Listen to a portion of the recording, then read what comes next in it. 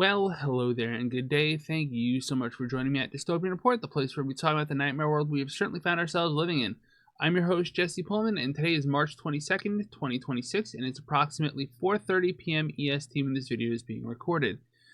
Today we are talking about the nature of ultimatums and their consequences, and also the reason why I always put the date and time when I record these videos, because last night, March 21st, 2026, at about 6:44 p.m. EST, U.S. regime leader Donald Trump delivered an ultimatum to the nation of Iran. That ultimatum was delivered via his social media platform and reads as follows. Now, this is widely reported. I'm reporting this particularly from Shipwreck on Blue Sky, but this is all over the place. This is real. If Iran doesn't fully open without threat the Strait of Hormuz within 48 hours from this exact point in time, the United States of America will hit and obliterate their various power plants, starting with the biggest one first. Thank you for your attention to this matter, President Donald J. Trump. Now, this is what is known as an ultimatum, a final demand with stated consequences.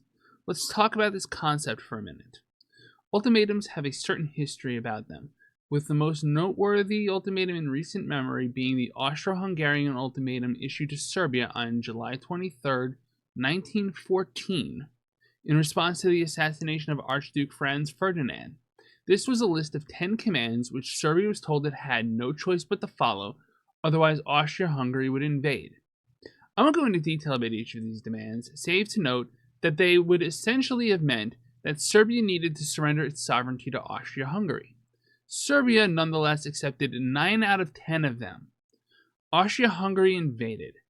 This was the start of World War I, the Great War, and millions of people died for no good reason. Austria-Hungary went on to not only get millions of people killed, but to be destroyed as an empire. It was disassembled into its constituent states, and the Habsburg monarchy essentially ended with the death of World War I. The death of World War I? That's a way to put it, right? It was the ultimate national self-destruction. Donald Trump has learned nothing from history.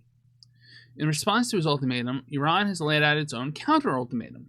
It isn't really surprising given Iran's conduct during this war. Iran has said that if the United States begins targeting power plants, it will respond by considering power plants and desalination plants, those are plants that take salt water and make them into fresh water, owned by American allies such as Saudi Arabia and Qatar as valid targets. Believe it or not, this is, relatively speaking, as wars often do, proportionate.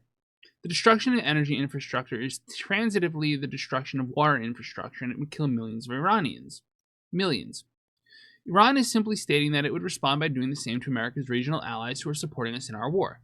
This is exactly like how, after Israel blew up an Iranian natural gas facility, Iran blew up a Qatari one. To dare to quote former U.S. Secretary of Defense Robert McNamara, proportionality should be a guideline in war. But Donald Trump's made his demand and its accompanying threat.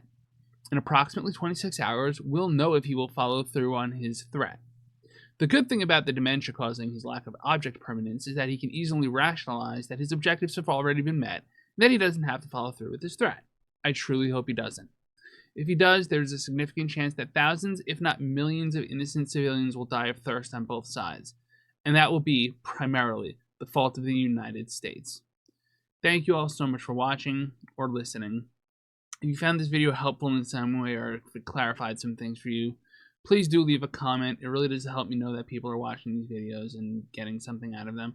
Otherwise, do hit the like, share, subscribe, friend, follow, or whatever buttons. It really does help the channel grow. It lets me know what you're watching so I can keep making more of it. I really do appreciate it from the very bottom of my heart. As always on this channel, pieces.